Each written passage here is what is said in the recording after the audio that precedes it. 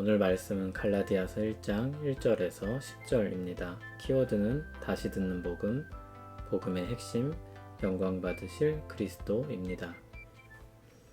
사람들에게서 난 것도 아니요 사람으로 말미암은 것도 아니요 오직 예수 그리스도와 그를 죽은 자 가운데서 살리신 하나님 아버지로 말미암아 사도된 바울은 함께 있는 모든 형제와 더불어 갈라디아 여러 교회들에게 우리 하나님 아버지와 주 예수 그리스도로부터 은혜와 평강이 있기를 원하노라. 그리스도께서 하나님 곧 우리 아버지의 뜻을 따라 이 악한 세대에서 우리를 건지시려고 우리 죄를 대속하기 위하여 자기 몸을 주셨으니 영광이 그에게 세세토록 있을지어다. 아멘. 그리스도의 은혜로 너희를 부르신 이를 이같이 속히 떠나 다른 복음을 따르는 것을 내가 이상히 여기노라. 다른 복음은 없나니 다만 어떤 사람이 너희를 교란하여 그리스도의 복음을 변하게 하려 함이라. 그러나 우리나 혹은 하늘로부터 온 천사라도 우리가 너희에게 전한 복음 외에 다른 복음을 전하면 저주를 받을지어다. 우리가 전에 말하였거니와 내가 지금 다시 말하노니 만일 누구든지 너희가 받은 것 외에 다른 복음을 전하면 저주를 받을지어다. 이제 내가 사람들에게 좋게 하랴 하나님께 좋게 하랴 사람들에게 기쁨을 구하랴. 내가 지금까지 사람들의 기쁨을 구하였더라면 그리스도의 종이 아니니라. 아멘. 오늘부터 갈라디아서를 함께 보겠습니다.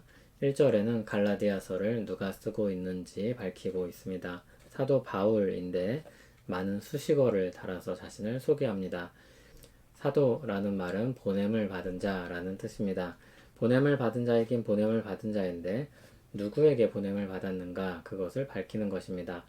먼저 자신은 사람들에게서 난 것이 아니고 사람으로 말미암은 것도 아니라고 하고 있습니다. 오직 예수 그리스도와 하나님 아버지로 말미암아 사도가 되었다고 밝힙니다. 누구에게 보냄을 받았는가? 예수 그리스도와 하나님 아버지로부터 보냄을 받은 사도입니다. 하나님 아버지는 예수 그리스도를 죽은 자 가운데서 살리신 생명의 주인이시라는 것을 함께 언급하고 있습니다. 사도 바울이 자신의 이 사도권이 예수 그리스도와 하나님 아버지로부터 왔음을 밝히는 이유는 그가 가진 사도의 권위가 위협을 받고 있기 때문입니다. 물론 그런 자신에 대한 변호는 자신의 입지를 지키기 위함이 아니라 복음이 정말로 복음으로 전해지기를 바랐기 때문입니다. 그 마음으로 갈라디아 지역에 있는 교회들을 향해 이 편지를 써서 보냅니다. 그들은 이미 복음을 들어 주께로 돌이킨 사람들이었습니다. 그러나 지금은 다른 복음에 의해 그 복음이 변질되고 있었습니다. 사도는 그래서 교회이지만 거짓 복음이 들어오려는 위기 앞에서 다시 복음의 본질을 선포하고 있는 것입니다. 보냄받은 자로서의 충성이며 주님의 교회를 향한 사랑의 열정으로 복음의 진리를 다시 진술합니다. 교회는 이 복음의 진리를 여러 가지 방식으로 듣고 또 들으며 재확인해야 합니다. 내적으로는 우리의 복음이 우리 인생 전체를 담고 있으므로 계속해서 복음에 대한 이해가 깊어져야 합니다. 외적으로는 언제나 복음을 변질시키려는 시도가 죄 아래 있는 세상에 있기 때문입니다. 교회는 참된 복음의 진리 위에 설 때 비로소 견고할 수 있습니다. 사도 바울은 바른 복음에 대한 가르침을 계속해서 이어갈 것입니다. 그러나 먼저 가장 중요하고 잊지 말아야 할 복음의 핵심적인 진리를 4절에서 이렇게 말하고 있습니다. 그리스도께서 하나님 곧 우리 아버지의 뜻을 따라 이 악한 세대에서 우리를 건지시려고 우리 죄를 대속하기 위하여 자기 몸을 주셨으니. 복음이 무엇입니까? 우리 죄를 대신하여서 자기 몸을 주신 그리스도에 대한 소식입니다.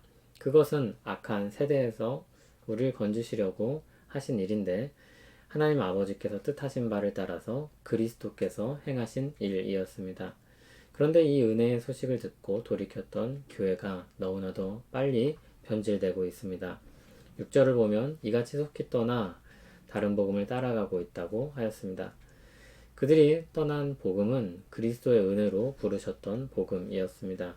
그리스도의 십자가 공로로 말미암아 값없이 부르신 그 은혜로부터 떠나고 있었습니다.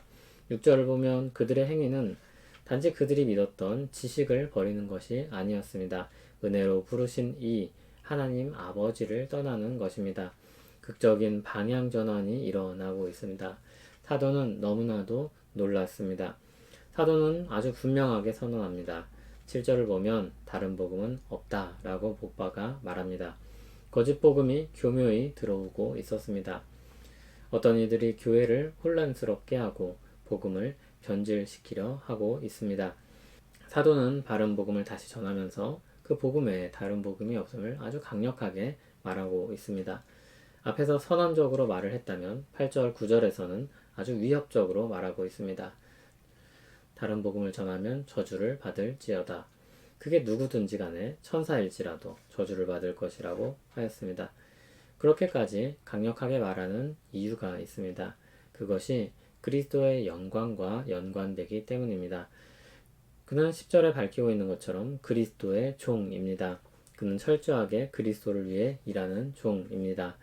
그런데 다른 복음이 그의 충성스러운 일에 하나님이 기뻐하시는 구원 역사에 심각한 문제를 일으키고 있습니다. 다양한 것들, 다른 것들을 맞춰갈 수 있을 것입니다. 그러나 복음의 진리를 왜곡시키는 것만은 용인할 수 없는 문제였습니다. 그 문제에 있어서만큼은 타협이 없는 것입니다. 어쩌다가 갈라디아 교회가 다른 복음에 빠지게 되었을까요? 사람들이 모두 연약하기 때문입니다. 그리고 가장 취약한 부분 중 하나가 바로 이것입니다. 내가 수고하여 그 결과를 얻는다는 생각입니다. 사실 우리는 우리가 수고하지 않고 누리는 것들이 굉장히 많다는 것을 간과합니다. 출생에 관련된 대부분의 것들이 그렇습니다. 공기를 비롯한 자연 환경이 그렇습니다. 우리에게 주어진 여러 가지 배경들이 그렇습니다. 내가 선택하고 내가 결정하고 내가 수고해서 얻은 것이 없습니다. 그럼에도 우리는 기본적으로 내가 행한 일로 인해 무엇인가를 얻는 것에서 만족감을 느낍니다. 갈라디아 교회로 침투한 다른 복음은 인간의 그런 연약한 틈새를 통해 들어옵니다. 예수 그리스도로 구원을 받는다고 하지만 좀 부족한 것 같지 않은가? 그럼 나는 거저 받기만 한다는 말인가? 눈에 보이고 확실한 표가 있으면 더 좋지 않겠나? 내가 적극적으로 무언가를 해서 얻겠다는 그 마음이 그런 말들에 현혹됩니다. 사실 내가 수고해서 결과를 누리는 것은 아주 좋은 것입니다. 그런데 그렇게 해서 얻을 수 없는 것도 있습니다.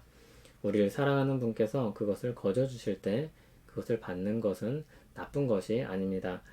아기가 보살핌을 받고 체험을 받는 것은 자존심 상하는 일도 아니고 부당한 것도 아닙니다. 사랑하는 사람이 사랑하는 사람으로부터 선물을 받는 것은 부끄러운 일도 아닙니다. 좋은 것입니다. 사랑하는 이가 사랑을 주는 것은 아름다운 것입니다. 거기에 무언가를 더해보겠다는 생각이 오히려 좋은 생각이 아닙니다. 완성된 것은 그것으로 만족하고 누리는 것으로 충분합니다. 사도 바울은 갈라디아 교회를 향해 선언합니다. 우리 죄를 위해 죽으신 그리스도로 충분하다. 그 아름다운 주님의 역사에는 더할 것이 없다. 그분께 마땅한 영광을 함께 올려 드리자. 그 은혜를 떠나지 말라. 이 복음의 은혜를 다시 듣고 새기며 그 은혜에 감사하며 영광 돌리는 우리 되길 바랍니다.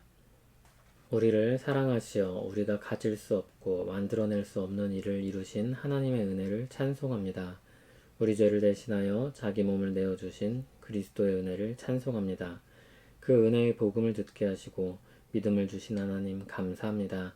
홀로 영광 받으시옵소서. 예수님 이름으로 기도합니다. 아멘.